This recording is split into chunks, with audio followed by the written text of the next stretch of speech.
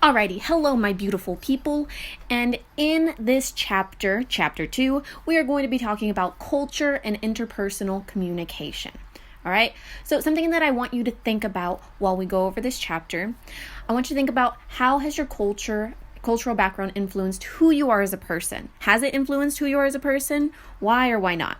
Also, has it influenced any of your relationships that you had, either with family, a romantic partner, friends, whatever it be? Has it influenced any of your relationships positively or negatively? Like, how so? All right, so moving on, let's first give a decently broad definition of culture.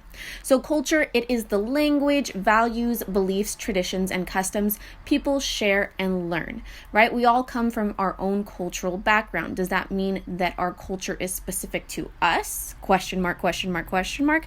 You would probably say no, right? Some of us do share a similar or common cultural background. So within a culture, we have in-groups and we also have out-groups. So I like to give the example of high school, right?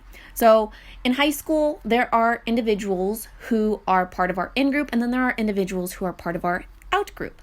So within our in-group, right, these are the people who are similar to us kind of in nature. Maybe we play a sport, for instance. I played a sport in high school. I played tennis. And so typically, right, I would hang out with my tennis friends. We shared some similar classes. We shared some similar experiences, and we always hung out with one another.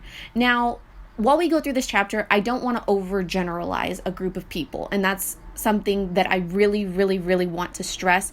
We don't want to overgeneralize a group of people, right? So that's something that is important to think about throughout the remainder of this chapter, right? Your experience in high school is going to be completely different than my experience in my high school. So this is just a brief example to kind of give you an idea of the difference between the two. But for myself, right, I was part of an in-group. We shared similar interests. We shared similar goals.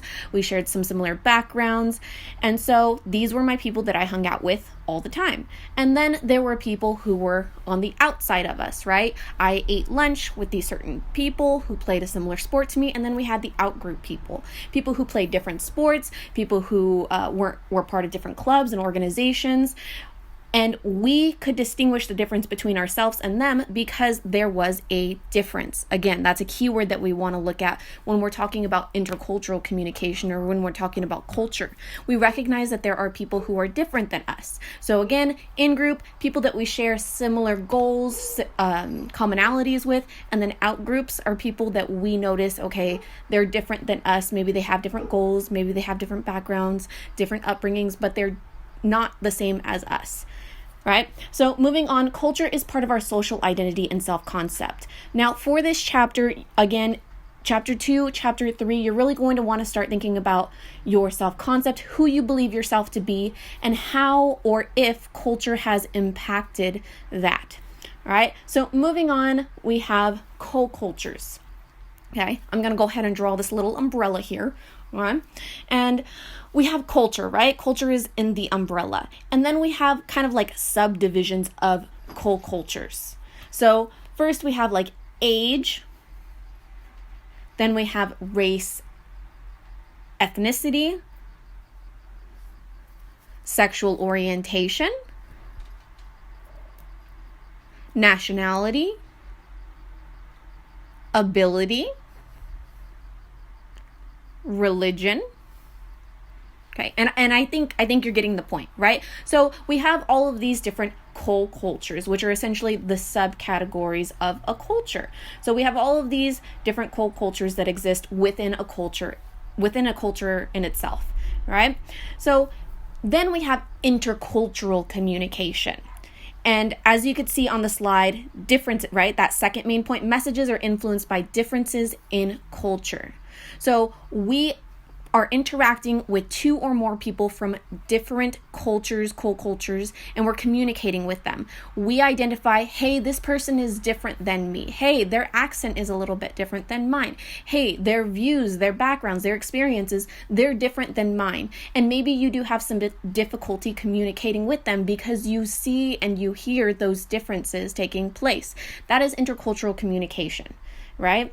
And when we're talking about intercultural communication, we also want to look at the interpersonal aspects of it.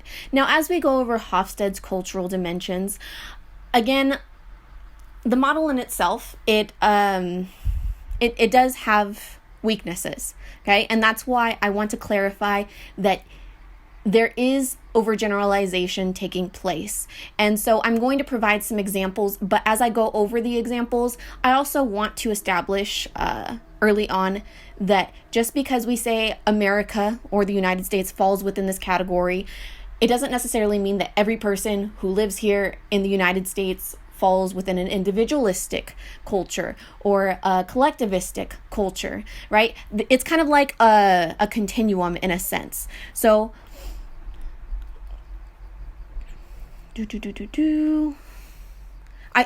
I want you to think about how and where you fall within these categories.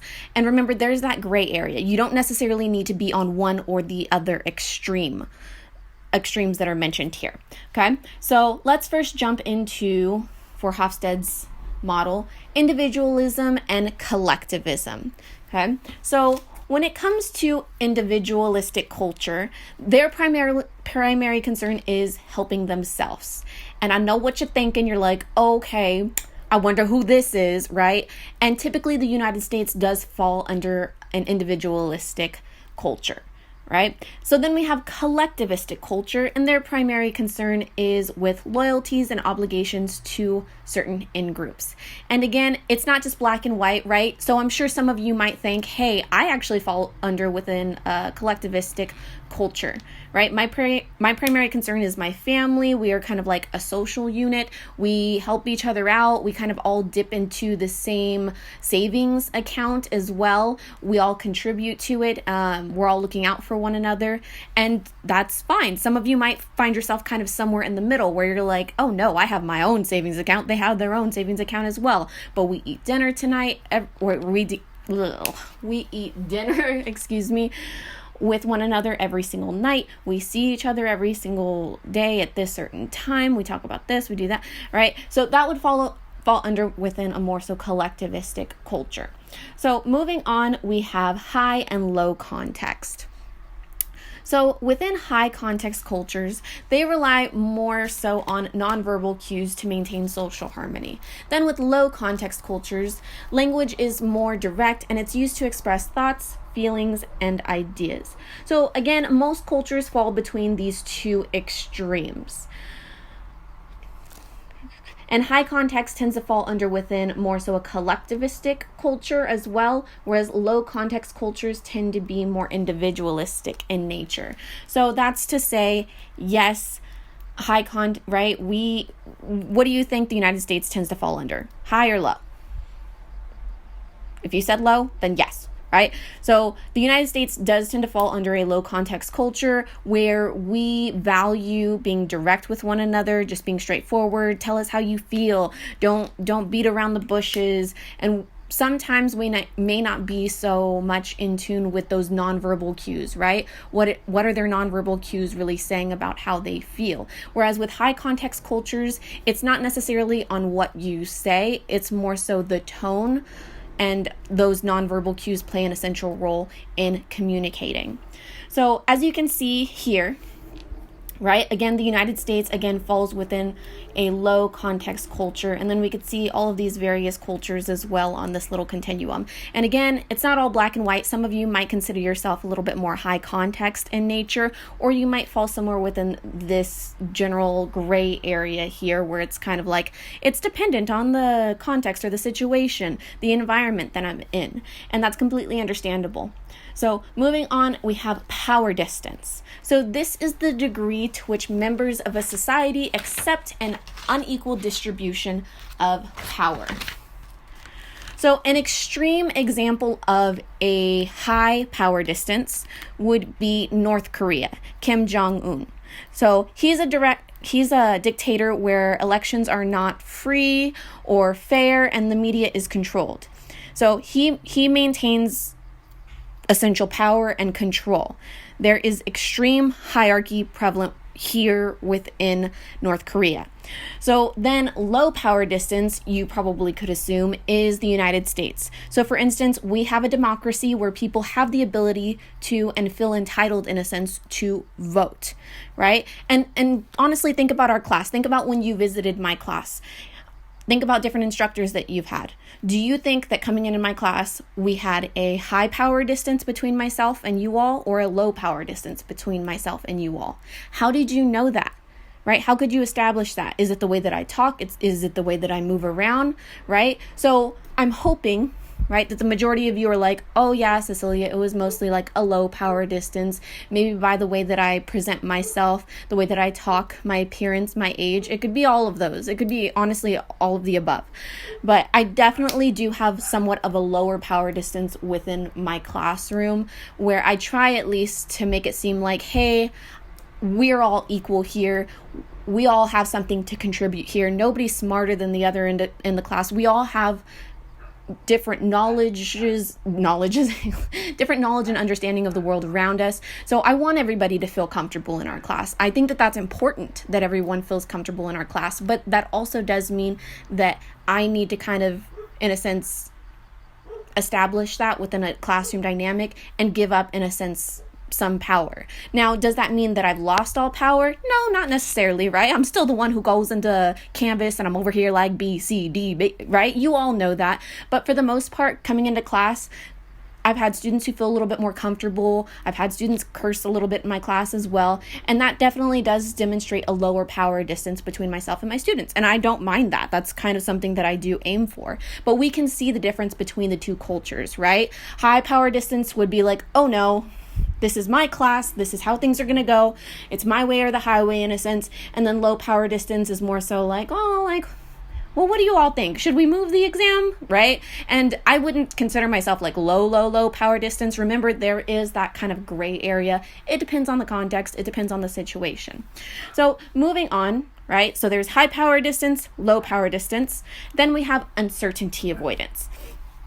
So this is the degree of discomfort people feel in response to ambiguous situations and how much they avoid those situations.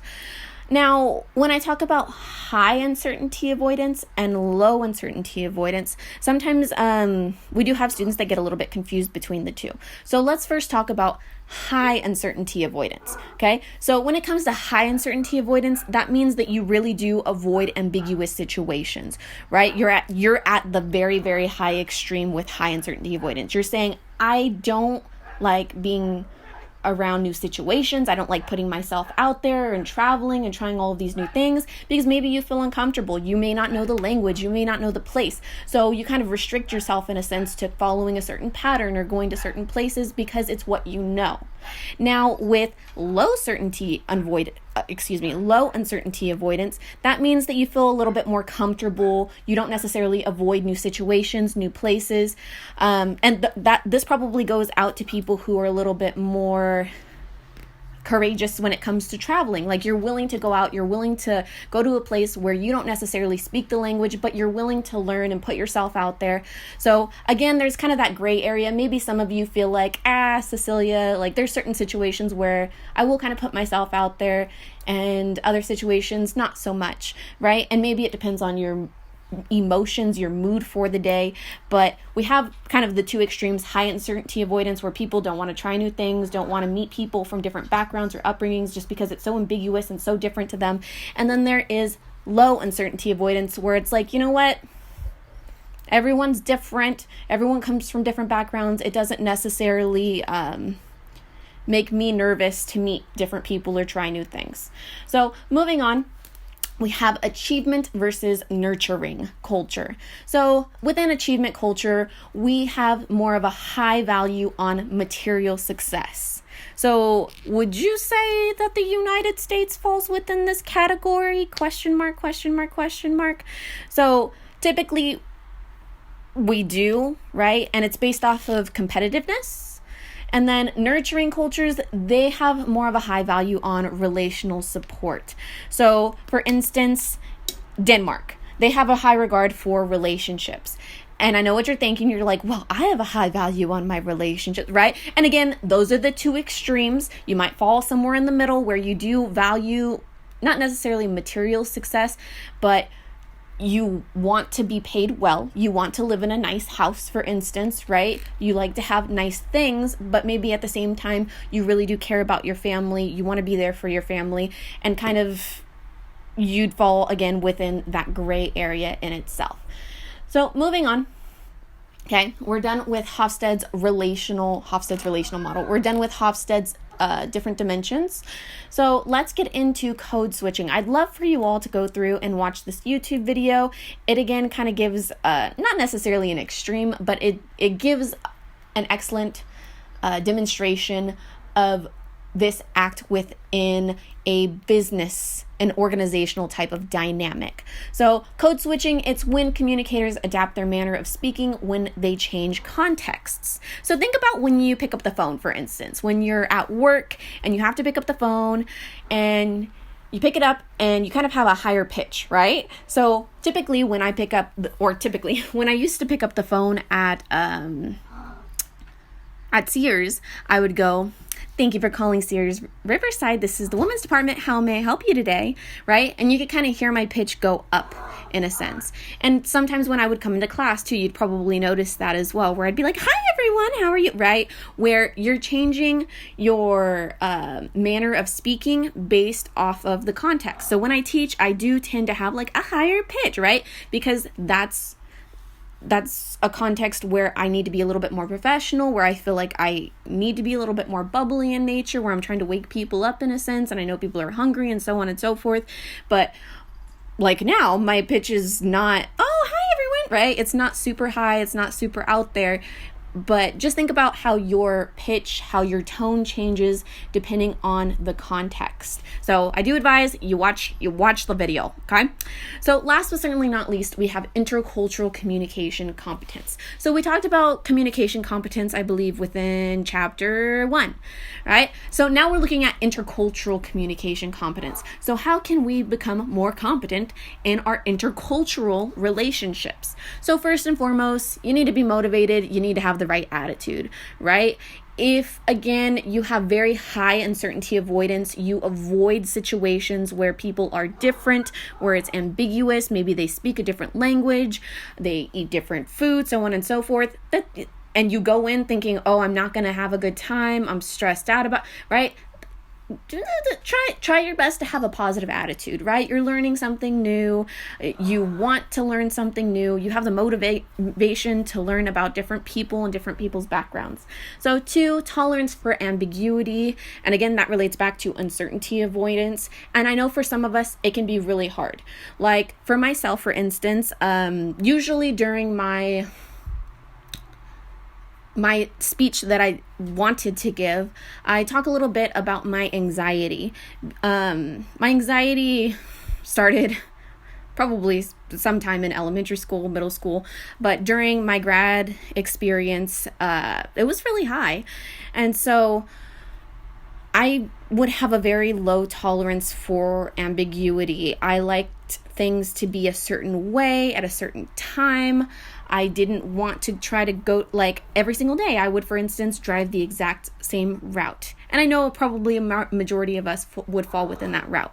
But if I didn't do that, I would be highly stressed, and it was really bad, okay? Let me just say that to bear you a whole long story.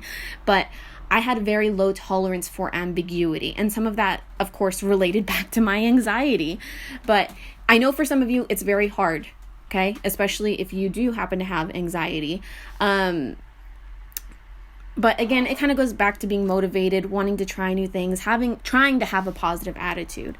Next, we have open-mindedness. Of course, this is key when going into a new situation with new people, wanting to understand and going forward, right? We have knowledge and skill.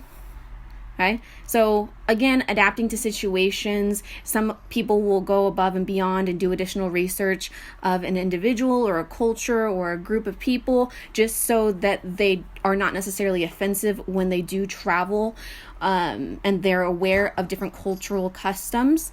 And then, of course, think about intercultural communication as a skill. listening is a skill. Communication in itself is a skill. Intercultural communication, yes, it is a skill, right? It's something that you can grow, you can become better at. Some of you may already be interculturally competent. You're already motivated, and you feel comfortable around ambiguity. But again, it's a skill. It's something that we can all enhance. And then last but certainly not least, we have patience and perseverance. It's hard. And I know we've seen videos of people who have a very high disregard for individuals who come from different backgrounds, who come from different upbringings. And it's hard at times for some individuals to be patient. For instance, if you don't understand the language or somebody has a high accent, right? Or heavy accent. I've personally seen people who could not be patient and they kind of just go off, right? And think about how would you handle that type of situation if you were in that scenario. And I know for some people it's not easy. We all come from different walks of life, but patience and perseverance, it's key. Alrighty, so now that we have discussed how to become a competent intercultural communicator, let's do a quick review. So in today's lesson, we talked about culture, we talked about co-cultures, we talked about what intercultural communication is, and then we went over Hofstedes cultural dimensions. And a key aspect related to Hofstedes cultural dimensions is that we should not hopefully overgeneralize a group of individuals. Remember, you don't necessarily need to be one or the other. You could fall within that gray area. All right. I just want you to start thinking about how you can apply these concepts into your self-concept paper. And remember, this chapter as well as chapter 3, they're very, very important in developing your self-concept paper. Another thing is this chapter, it relates a lot back to your nonverbal communication paper that you will be writing. Hopefully you all have taken a look at that. It's all on Canvas already for you.